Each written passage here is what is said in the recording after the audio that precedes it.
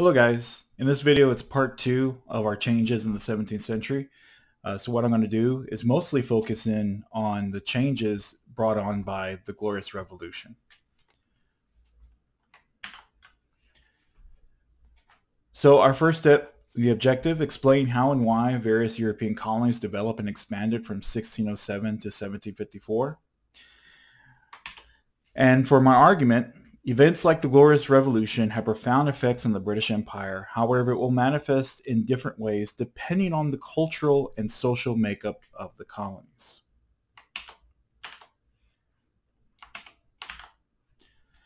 So really, I want to discuss this idea that things that happen in England, especially in the 18th and also in the 17th century, have an effect on things happening in colonial North America. The Atlantic Ocean, I think the book says it well, is not a barrier. It's a bridge between what happens in the mother country and its colonies. So we're going to use the Glorious Revolution as an example of that. I'm going to introduce that. So the Glorious Revolution roughly takes place between 1660 and 1680. So Charles II left the throne to his brother, James II, after he died. And this is at a time when European monarchs are beginning this idea of divine right, this idea that they should have absolute authority, that they are born into this position of king, therefore God wants them to rule. And therefore, in a way, if you will, that God has chosen that king to rule over that territory. So James II is furthering this idea of divine right in England. But as you recall, the English culture, the English custom has this proud idea that the king does not have absolute authority. And this has its roots all the way back to the Magna Carta. So when you have James II saying these things, the other thing to keep in mind too is that the English are kind of worried about this because James II is also Catholic. And you have this schism between Protestants and Catholic Europe at this time, and definitely that's present there in England. So James II is really worrying the elite in England, really worrying the aristocracy. So the aristocracy invite William of Orange to be king. James II's daughter is married to William, and they're both Protestant. But once William Orange arrives in England, he also brings his army. So James flees, and this is, in a sense, the Glorious Revolution, when you have this new monarch taking over, William and Mary. The issue is, what does this do to England itself? And to a further extent, what does this actually do to colonial America? It really entrenches this idea of English liberty. We'll talk about John Locke later on, but this is the time period when John Locke is formulating his ideas about life, liberty, and property. This idea that people have natural rights. This is the context for when John Locke forms these ideas, and is part of the after effect of the English Civil War and the Glorious Revolution. Parliament in 1689 forms what's called the English Bill of Rights, and part of those rights include trial by jury. Parliament can control taxation. It's not going to be the king that has control. Again, checks on the king's power. And also, dissenters would be allowed to worship, but you have a clear division here that they're not going to be held office. And let's define what a dissenter is for a second. A dissenter is someone that's Protestant, but not part of the Anglican Church. So a dissenter is still a Protestant religion, but not of the mainstream religion at the time in England. And of course, Catholics do not have the same status as dissenters. So how does this affect the colonies in North America?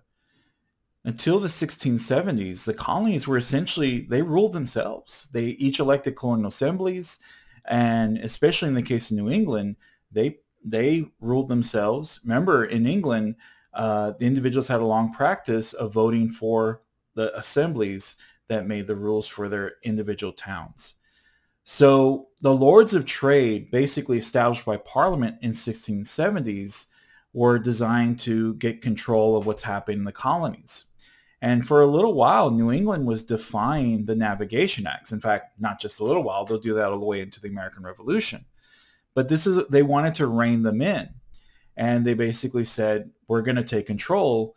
And New England replied back, especially Massachusetts Bay Colony, said, no, because we don't have representation in Parliament, then you cannot tell us what to do.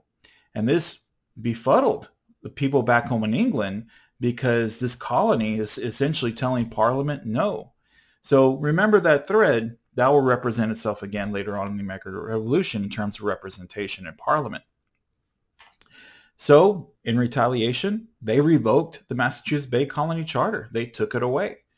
And they formed what's called the Dominion of New England, and that lasted from 1686 to 1688. And the idea was that because so much smuggling was going on in New England, they wanted a way to get some money and raise money, and that was through the Navigation Acts.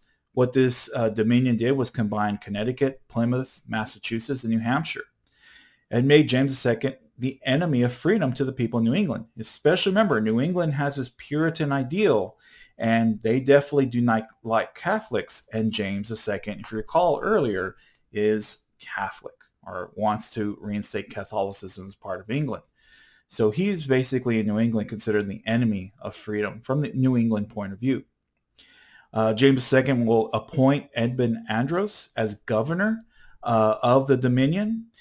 But when in 1689, when James II fled, when William and Orange took over England, William and Mary took over England, the people in New England arrested Edmund Andros, and they demanded to get their charter back. But even after James II, the Glorious Revolution passed, they would not allow this. Essentially what happened after the Glorious Revolution, they combined Plymouth and Massachusetts Bay together. They had property ownership with determined suffrage. If you recall, in Puritan society, you had to be a church member. So now you actually see a shift between church membership to property ownership, which is a main English idea, is that you actually have to own property to vote. So what's going to happen is more people in Massachusetts are going to be able to vote because they're not necessarily a member of the church, but they own property. And another effect would happen is the governor would now be appointed from London and not from the people of Massachusetts. There's another effect that's going to happen here. Let's talk about the Salem witch trials for a second. So you recall, it's kind of chaotic here. The people in New England are not happy. They were not happy with James II. They wanted their charter back, and England refused to give it to them. When people are fearful of things, they do some really irrational things. And in this context of the Glorious Revolution and Massachusetts losing their charter and everything else, you have the Salem witch trials.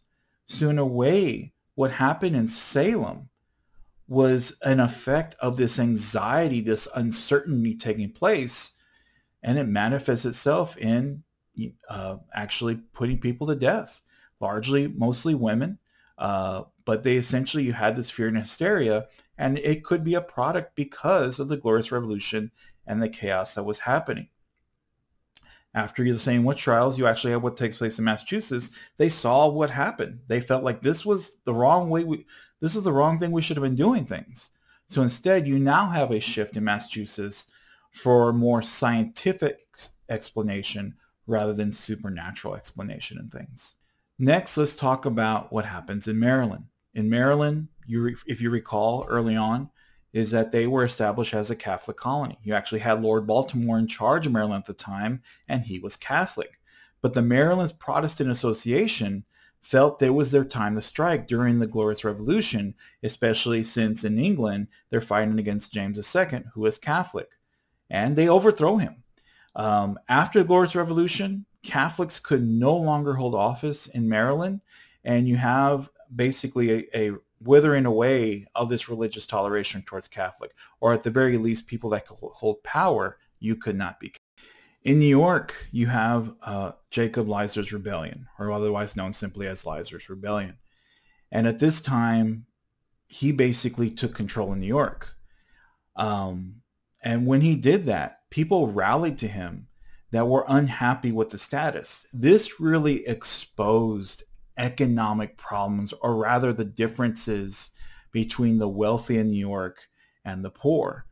People ransacked homes of the wealthy, and you have this division between ethnic and economic lines. So remember this, because even after the rebellion's over, those divisions will still be there. People that supported Leisler versus people that were against him, all the way up to the American Revolution. So the American Revolution is going to take on different things. It's not just going to be the ideas of no taxation without representation. In some ways, especially in New York, you have these sentiments against people that are in power, and lots of times the division is based on money. Leisler was put down, and he was actually hung and quartered in New York. And like I said, generations would be divided among both sides of Leisler's supporters and enemies. In conclusion, the real idea behind this is that there are things happening in the 1600s, especially towards the end of the 1600s, that are a result of things that happened back home in England, in the mother country. So like I mentioned earlier, the Atlantic Ocean is not a barrier. Things are happening and having a profound effect on the colonies in different ways, depending on the colonial region, but they do have an effect on the colonies. And thank you guys for watching, and thank you for your time.